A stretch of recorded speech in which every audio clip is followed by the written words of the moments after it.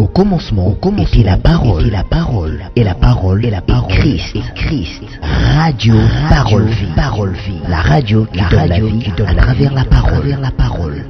Mbote shalom bien-aimé dans le Seigneur.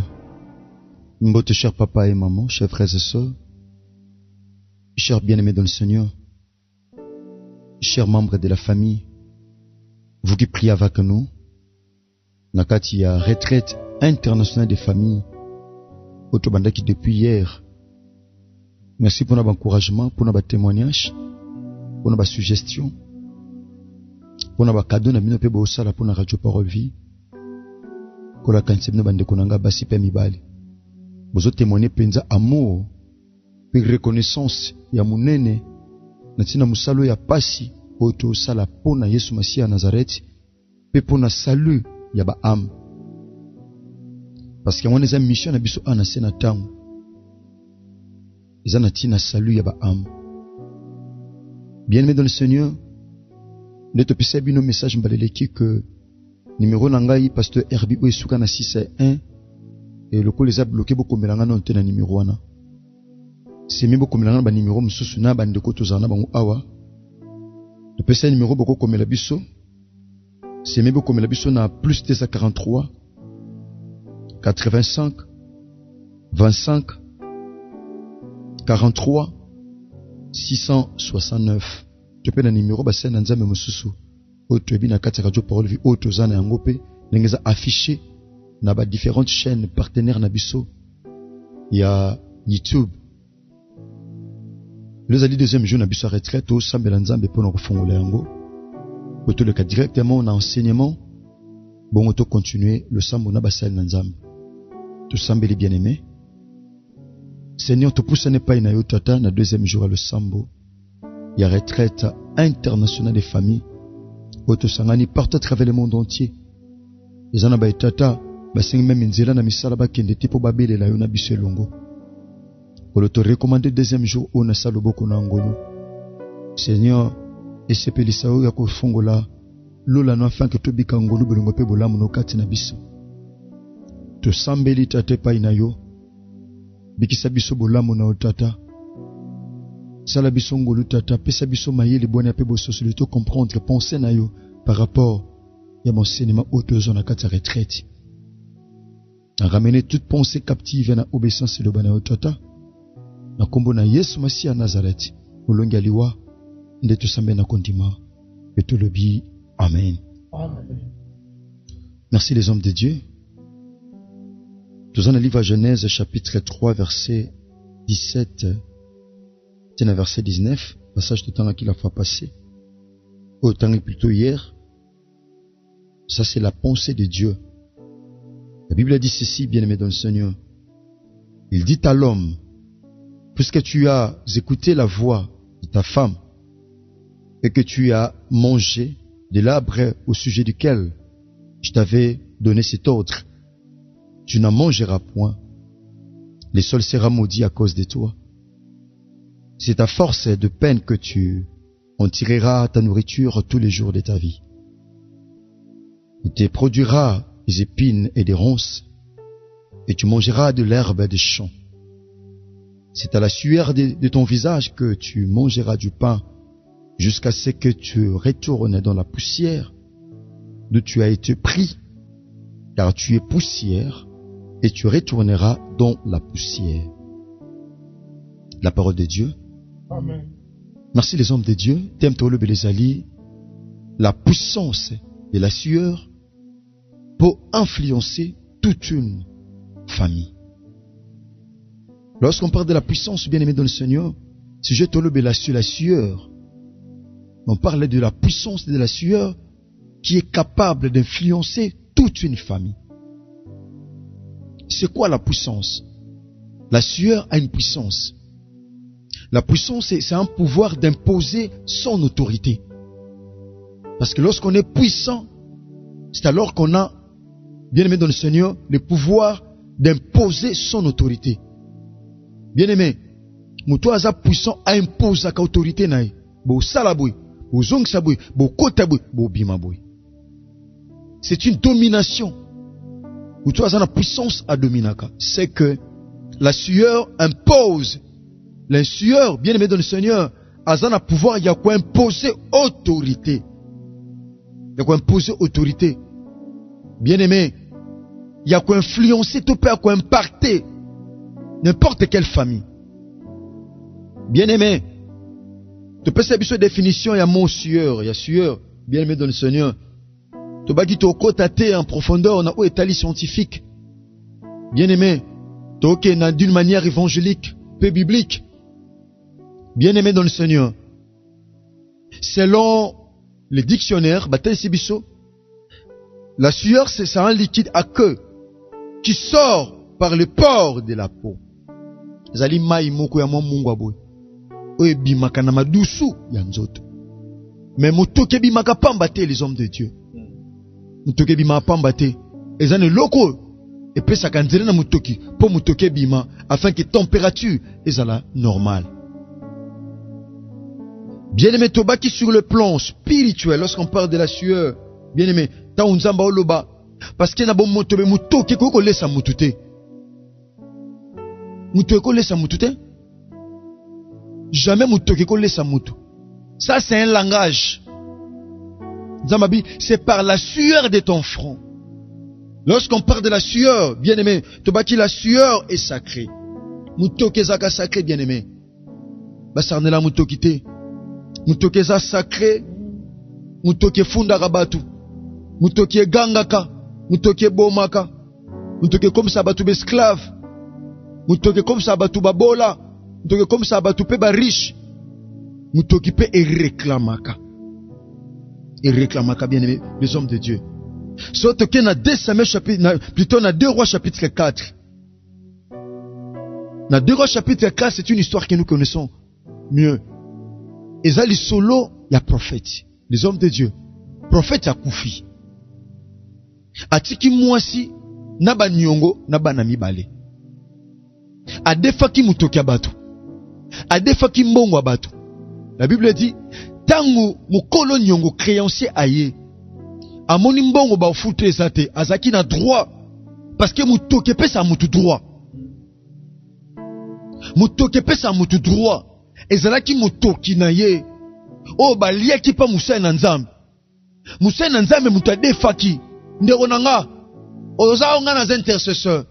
Onga na za prophète, na za évangéliste. Soko lia mutoki abatu. Yaya, mutoki ne ko réclamer yo. Mutoki ya épargnaka mutute. Ezana batu ebele yaya. Atosa la Nzambe. Elongo batu za épargner. Soko lia mutoki abatu. Ah ouais, c'était un prophète. Asalaki Nzambe na samakolo ya prophète Élisée. Mais akufi atiki nyongo eza mutoki ya bato o aliaki. Mukolo nyongo aye ko réclamer. Mbongo ba pese zate. Ayebise pa na mwasho. Lokolo eza mutoki nanga na okango bana mibale na okena mo bakoma boumbu. Pourquoi? Parce que c'était sa sueur. Abi no kango bana mibale na okena boumbu. Bokena kena bona boumbu parce que mutoki nanga tata na bino alia akufa. Et peut-être tanga kilobi dans Lamentation de Jérémie chapitre 5 verset 7, la Bible dit nos pères ont péché, ne sont plus, mais c'est nous qui portons la peine de leurs iniquités. Tata alesaki bano mbongo mutoki abatu wa defaki abokolaki mosi na mbongo mutoki abatu ye muto adefaki azali sute muto aye ko réclamer mutoki na ye. Donc la sueur réclame. Motoki réclamaka. Abifona so bana mibale na kena bango na boumbu. Mwasi otanga moni makambo akimi epai mubali na bande ko sala. Akoko se pas une Élysée. Mobali nanga zalaki mosali epai na yo. Azalaki fidèle abanga kanzambe. Malie mutoki abatu ba ko réclamer. Ko sambela e ko épargner bato to lia mitoki na bango te ba poursuivre biso. Ko sambela ngolo bateki so bando sambela de mitoki batolia et sili. Cet homme était un prophète, fils de prophète. Il servait Dieu près. Il y a prophète Élisée. Abiba ye po ba kangabana na ngai. Soki mutu wana zaki na raison te, Élisée ngalo ba bon yega pona ngo kangabana. Alonga kuna soka ebenga ngamoko. Malobini atuni mamo ozana nini na ndako abi mosali na yo azaka na mwa eteni ya mafuta eliza futa kinyongo. Pourquoi? Parce que zaki mutoki ya moto.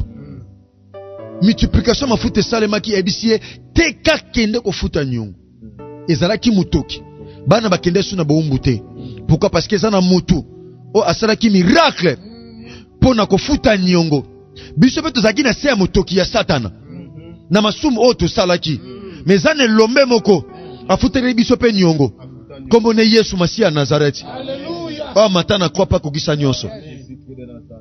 Les hommes de Dieu tobaki la sueur réclame mutoke réclamaka tobaki qui représente la sueur. Tobaki la sueur représente l'effort et le travail. La sueur représente l'effort et le travail. Parce que après la chute, après chute à Adam, les hommes de Dieu na Ève, travail comment qui passe koleka. Musale comment qui passe parce que nzamba baki na mutoki osala kanayo. Mais cette fois-ci na mutoki na yo ya pasi. Na musala no ya pasi nde okozwa ya kolia. Engoloba faut respecter mutoki ya mutu parce que pour mutu azwa il faut toka. Mais il y a des gens aujourd'hui, comment la puissance de la sueur est en train d'influencer nos familles. Ndenge nini puissance à mutoki parce que mutoki est puissant. Eza peut influencer famille comment? L'autre monde on est simple fonctionnaire à l'état. Ana mo salaire ne mo mukie. Surtout to matando zo mbongo na maboko. Mutu mo boye na bo moto boye. Ana mituka, ana banda ko belé. Mais le kola basi balter ne bazo dépendre na ye. Moi salaire mukie bakozwa, tam so futa bango na passe. Tom supa zo lia bango bambongo. Azo bambongo wana aboko lango bana na ye. Ati nango bana na poto, bana baotanga na poto, bana baninga awa baobenga na bango na classe. Mutoki ya mutu asali musala pour tout un mois, pour na 2 mois, tamusu na 1 année. Mais mutoki ya mutu wana nzoke zo ganga, ya zo ebate, aozo mutoki ya mutu mususu, salaire ya mutu mususu, alesa ngo mutu monsongolo. Tout le monde nango même pas ba magistrat, pas ba juge. Mutoki ya mutu, mamoka zo zambongo, azo samba, azo pesa mbongo na ye. Mais j'ai raison maman na ateki yango na mbongo eza mutoki ya mutu ne siko pesa mutu raison oza na raison olie ba mbongo na ye mozui raison mutu wana oteki yango pesa mpa mutu mususu papa oza roulage okela batu infraction oza mbongo opesa li kelemba mitu mibale misatu okota makelemba partout na sito kota li kelemba nesika musalo kota li kelemba epai batindo kota li kelemba tango liaka mbongo li kelemba tala mbongo ebele o tangsela bana o chaka provision na ndaku o tonga bandaku yaya ndaku ono so tonga o tonga na mitoki ya bato ane kuganga o tangisa bana na poto o ngande na zabe na tangisa bana na poto na mbongo mitoki ya banani eza bato ba privera même basali salaire po bazwa mbongo balesela ngo bana bango bien aimé o lesa bana mitoki ane kuganga parce que la sueur est puissante. Yango mona batu mususu asilisi classe, tala diplôme mulai, tala français bien, tala anglais bien, asala totalaye. Pourquoi? Parce qu'atangi na mitoki ya batu. So mutafuti mbongo tataza na raison, na leka mo songolo. O auleka te? Mwe ba pese réseau zate? Tout le monde pas magistrat, même pas professeur. Tout le monde pas avocat. Olia batumbongo mama nozo lia mbongo wana tala vina tamso ateka nguba ana ma procès moko muke nesika osamba pona malamu ozolia ba mbongo tamso na ndenga mabe. Oui, ezana ba obo sala musala bien kola pambola bino mezana ba oyo aolia mutumbongo. Bien-aimé, tobaki la sueur est puissante. Mutoke gangaka. Il y a beaucoup de parents ba gagner ba mbongo na vie. Bazwa ba mbongo wana ba investissa pa bana. Donc ils ont mitoki ya bato bazwa. Totango anakata Bible bien les hommes de Dieu. Totango. Tozu Biblia bien aimé dans le Seigneur. Tozu 2 Rois chapitre 5 verset 19. Tokita mom kenase bien aimé. Pendant que nous tanga li solo nazo kapasi les hommes de Dieu. Tobi awa la sueur représente sur le plan spirituel représente l'effort et le travail. Awa nde totanga na deuxième point. Tozu livre à 2 Rois chapitre 5. Ezali solo toyebi malam. 2 Rois chapitre 5, verset 19. La Bible dit ceci. Écoutez la pensée de Dieu. Élisée lui dit, va en paix. Lorsque Naaman eut quitté Élisée et qu'il fit à une certaine distance, Géasi, serviteur d'Élisée, homme de Dieu, s'est dit en lui-même, voici mon maître a ménagé Naaman. C'est sur rien, en n'acceptant pas de sa main ce qu'il avait apporté. L'Éternel est vivant, je vais courir après lui, et j'en obtiendrai quelque chose. Et Géasi courut après Naaman. Naaman le voyant courir après lui, descendit de son char pour aller à sa rencontre, et dit, tout va bien. Il répondit, tout va bien. Mon maître m'envoie te dire, voici il vient d'arriver chez moi 2 jeunes gens de la montagne d'Éphraïm, d'entre les fils des prophètes, donne pour eux, je te prie, 1 talent d'argent et 2 vêtements de réchange. Naaman a dit, consent à prendre des talents. Il le pressa et il serra 2 talents d'argent dans 2 sacs, donnant 2 habits de réchange. Et le fit porter devant Géasi par 2 de ses serviteurs. Arrivé à la colline, Géasi le prit de leurs mains et le déposa dans la maison. Et il renvoya ces gens qui partirent. Puis il alla se présenter à son maître. Élisée lui dit, d'où viens-tu? Géasi, il répondit, ton serviteur n'allait ni des côtés, ni des nôtres. Mais Élisée lui dit, mon esprit n'était pas absent. Lorsque cet homme a quitté son char pour venir à ta rencontre, et c'est le temps de prendre l'argent et de prendre les vêtements, puis des oliviers, des vignes, de brebis, de bœufs, des serviteurs et des servantes. La lèpre de Naaman s'attachera à toi et à ta postérité pour toujours. Nabandeli, la lèpre de Naaman s'attachera à toi et à ta postérité pour toujours. Quel danger! Bien-aimé dans le Seigneur, le solo totang, et ça le solo à Élisée. Élisée a okaki sangwa Naaman, tango yaki na mboka ya Samarie. Aotaki na Syrie, aiko lukalobi kwa zalaki général. Akutanaki na Élisée te. Élisée apesaki message akende komibwaka na mai ya Jourdain 7 fois. Atachaki bantembe toyebi malamu mamibwakaki. Na sima komibwaka na mai, la Bible dit tango abimaki le posone komaki peto lokola mwana mukie. Au vu de tout ça, bien-aimé dans le Seigneur, abongisaki ba cadeau pour apesa pe na musana nzambe parce que na tango akala basana nzambe basaki na honneur. Basana nzambe baza humilier tende batokoma humilier lelo. Loko za musana nzambe comment kondima humiliation, kondima bitumba. Le musana nzambe mona, bien-aimé dans le Seigneur, respect za lisute pe basana nzambe. Le respect za lisute. Na tango kalezaki mutoko yapa musana nzambe femme mamemba cadeau. Et tel sa respect, et tel sa te basana nzambe basaki na avantage. Mais ça tel sa respect, na honneur au basana nzambe basaki nango. Tango biki ake qui ne pas Élisée. Abina eko tikilo ba cadeau.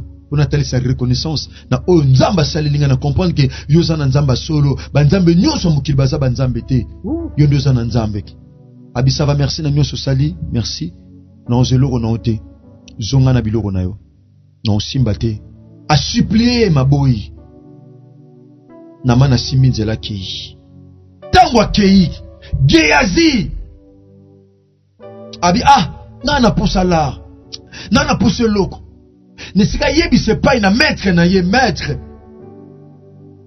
salanga na piaka soit na nzala na soit teloko et pas ina général ayebi siete na mutema na ye abine abiloko la maître boyi na folelia na sima mutoki ya maître folelia na sima mutoki ya maître folelia na sima mukongo maître alandi na man tango alandi na man abisi général batini nga pa ina maître nanga habitant ka yokei batu mibale na kati ya ba fils de prophète ba uti na montagne d'Ephraïm baye anloko pesa bango te pesa bango mbongo pesa bango pena bilamba o sengeli ba changer parce que bazana bilamba o se changer na ngote tanga yoki D'ailleurs, Naman n'a respect parce que pas na Géasi a quitté qui na char na ye pour aya faire Naman. T'as la respect parce que Nzemba zaki na mona kala.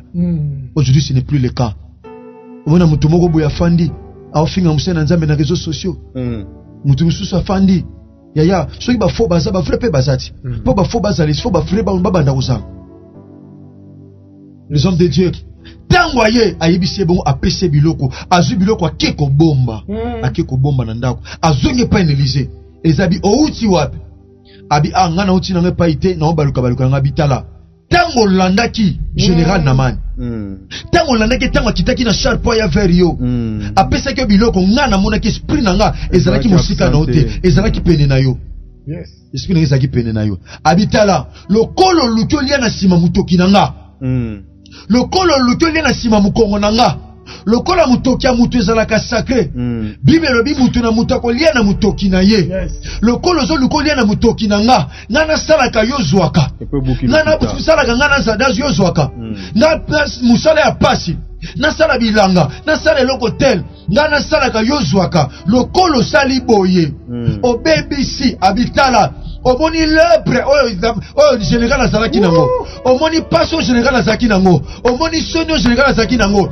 ekokangama na yo ekosuka na yo te ekokitaki no pa bana na yo lelo eza na bato ebele bazolela pourquoi parce batata bazalaki lokola bageyasi balia biloko ya général Naman balia biloko ya général Naman bazwa bilamba général Naman tata azalaka mokonzi na kompani alia bambongo ya bato mama azalaka mama likelemba alia bambongo ya bato non quoi ça n'a qu'un tel alia bambongo batu lelo souffrance na kata famille souffrance pourquoi parce que mitoki bato zo ganga mitoki bato zo ganga ndeko olia bambongo bato olia mbongo likelemba olia na Congo kima na Brazzaville ndeko nanga motoki wane ko tambula nayo esala bato bele basala na Nzambe batambula na mitoki bato na bana na ye na ba descendant na ye pire encore les hommes de Dieu mutu susu azo bala penza mais a défi bambongo batu abaleli abasali bala mais azongcité charge wana lepre na kati ya libala na kati ya mariage lepre na kati ya mariage omona bana santé compliqué omona makambo ezosimba te pourquoi oh passé sambela pona libala nanga tant musu bokoti sa lepre na kati ya libala bokoti sa lepre na kati ya libala okoti sa lepre na commerce na yo odefa mbongo bato bamba na commerce ozongisaka mbongo te yango na vie na yo obandaka makambo osukisaka te pourquoi parce que lepre bana bato baza ba innocent les hommes de Dieu mabe ya tata elandi bana batata basali mabe bazali su na bomo ete mais bana olesa bana mbongo nini eza bapare bele balesa bana bombongo moyeki bapare bele omona bana mbwata miliki senti ofongoli congélateur okamwe tala bana mais tala santa bana lokola mbongo eza moyeke santa bana neza ndenge nini olesa bana na obien morese bana babela pam mutoki bato parce que mitoki ya bato yango kota na nzota bana na yo mutoki ya mutu ezaka bololo mutoki ya mutu ezaka mungwa mutoki ya mutu ezaka nkele oyiso mutu atoki penenu so mutu atoki makasi oboya tuta pourquoi parce que ezaka nkele ndenge ezaka nkele physiquement ezaka pe nkele spirituellement mutoki ya mutu ezaka solo eza bato ebele ngai yaya otambola na mitoki ya bato mon frère otambola na mitoki ya bato ma sœur oui tosambela Nzambe mais so makambo tolakisi yango te obeta libanga likola libanga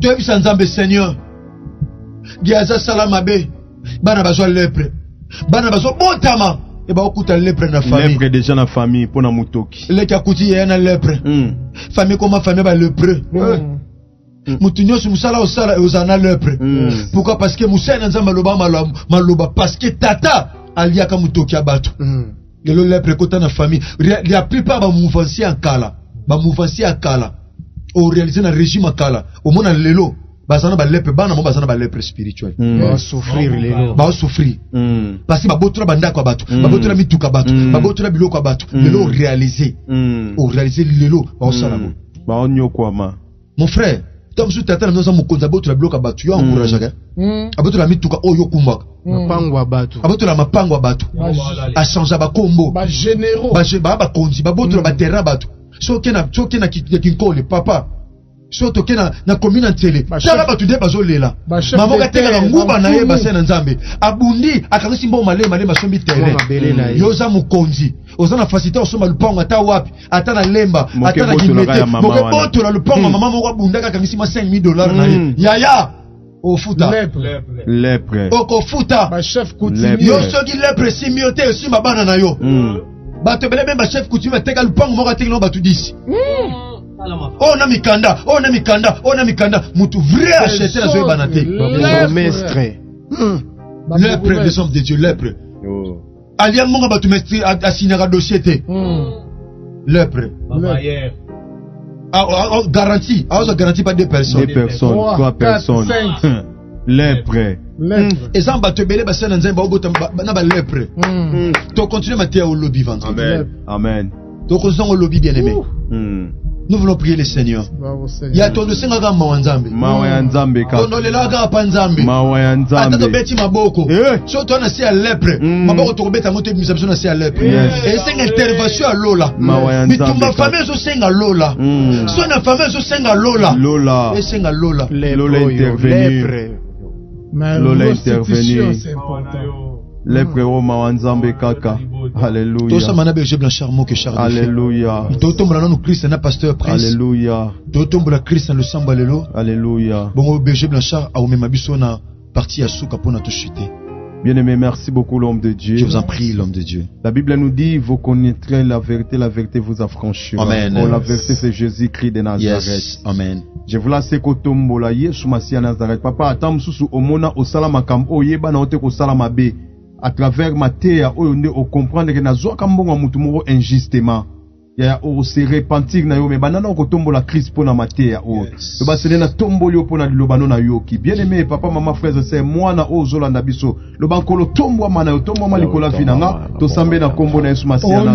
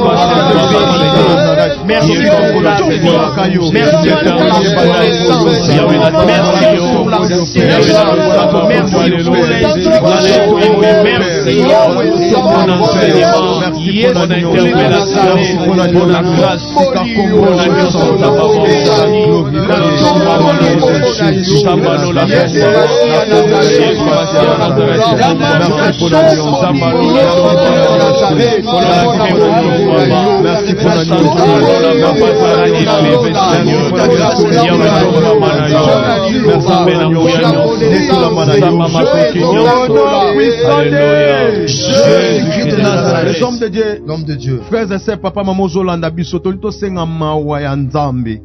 Maman atamsu papa zala sute moyebi ke lupango bovanda papa zwa kango d'une manière injustement. Yango bozana bana boyebisa Nzambe alimbisa bino. Bien-aimé, ozwa mutoki ya mutu moko olia yango bien-aimé oilo ba Nzambe kanisanga limbisanga. To senga mawa ya Nzambe parce que place bateki biso na livre Genèse na chapitre na yango 3. Dieu Nzambe nem tabanda ko condamner Adam a condamné Adam. Donc condamnation était pas Nzambe mutu a condamnaka ana facilité olongola pe condamnation. Ce qui mutoke condamna libota na bile condamna vie condamna bana et condamna famille. Bien-aimé, zonga pa Nzambe lo ba Seigneur limbisa biso senga ma Nzambe likola libota to sambe na kombo na Yesu Masia na Nzambe.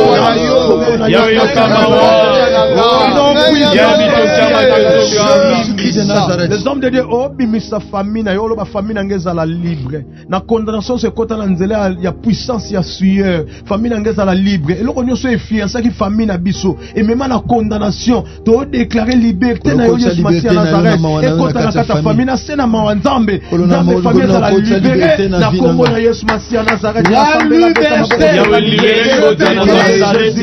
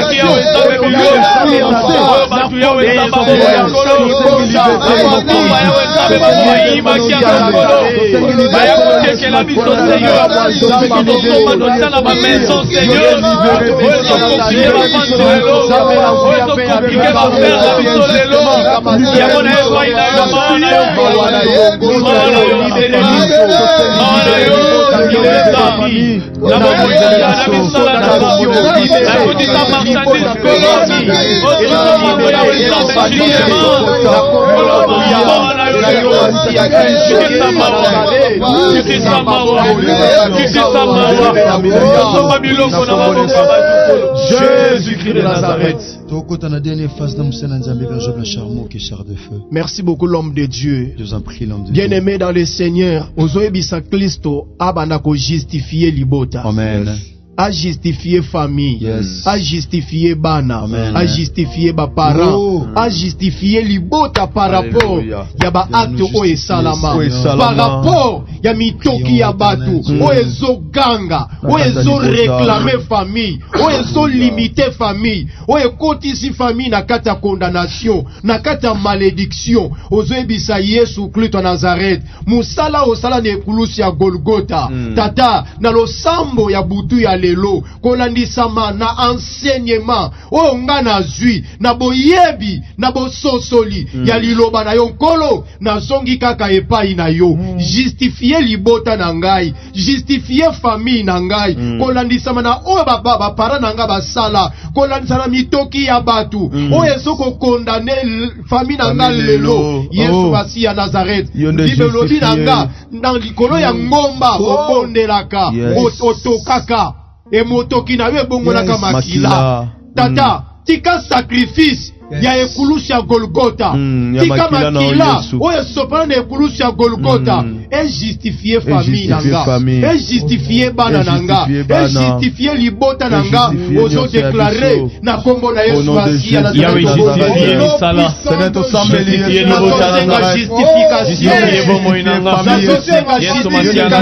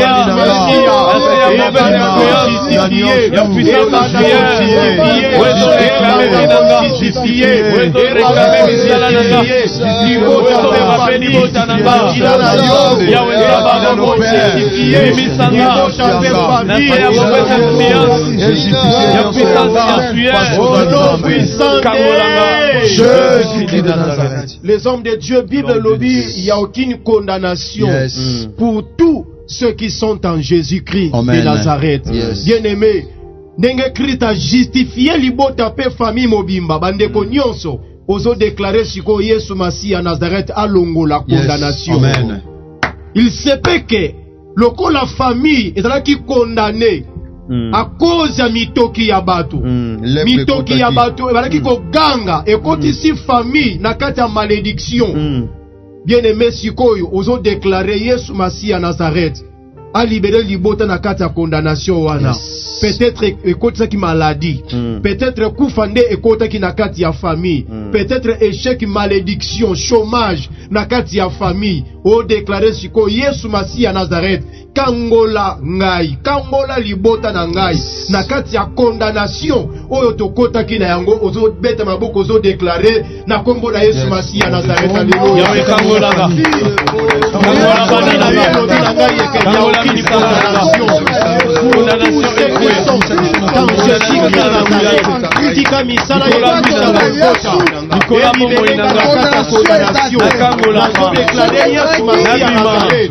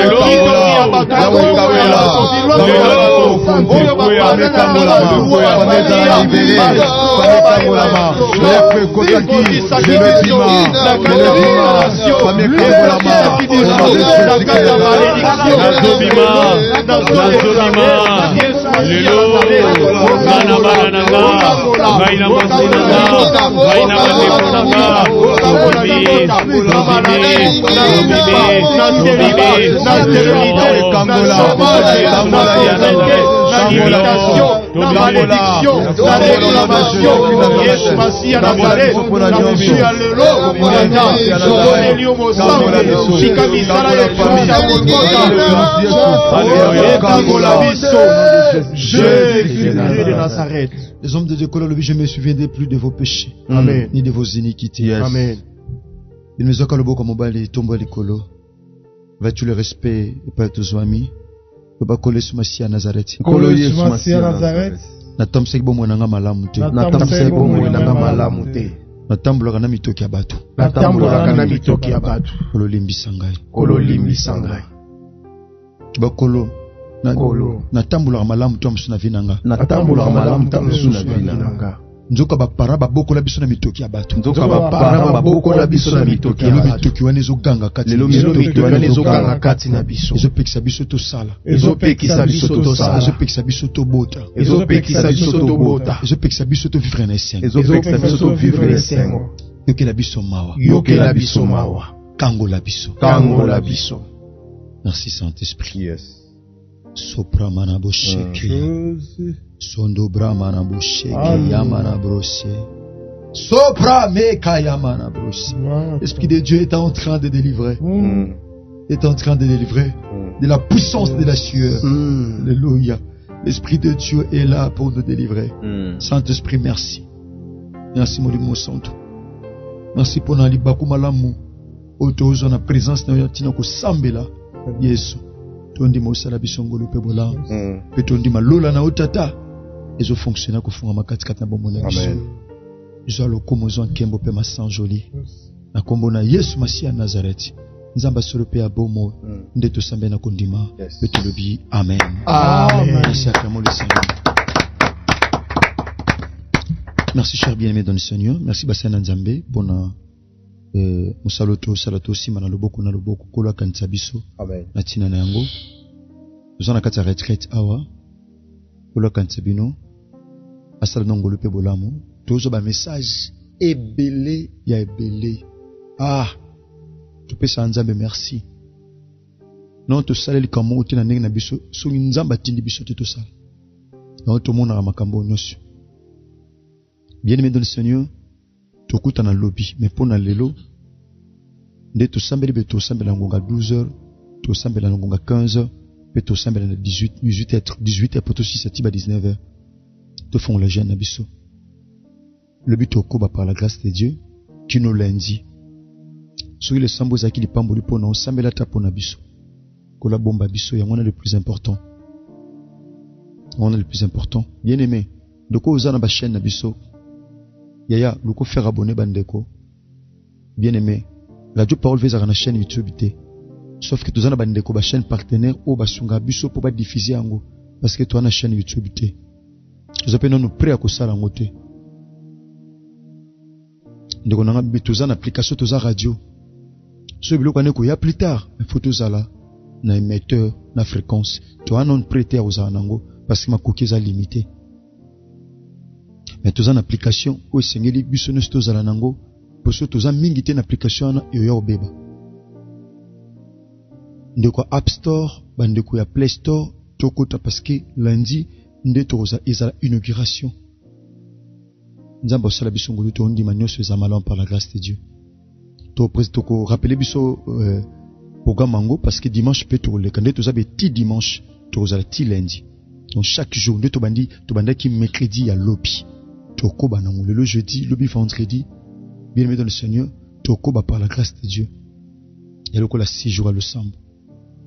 Depuis ce numéro contact na ibandeli ko la sala biso ngolu. To ni makiso Christ maison ngilité to kuta na bongo lobby na continuité le sambo to sali yon kande to bandeli.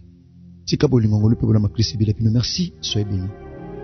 Au commencement était la parole, et la parole, et la parole, et la parole, Christ, radio, parole vie, la radio qui donne la vie à travers la parole.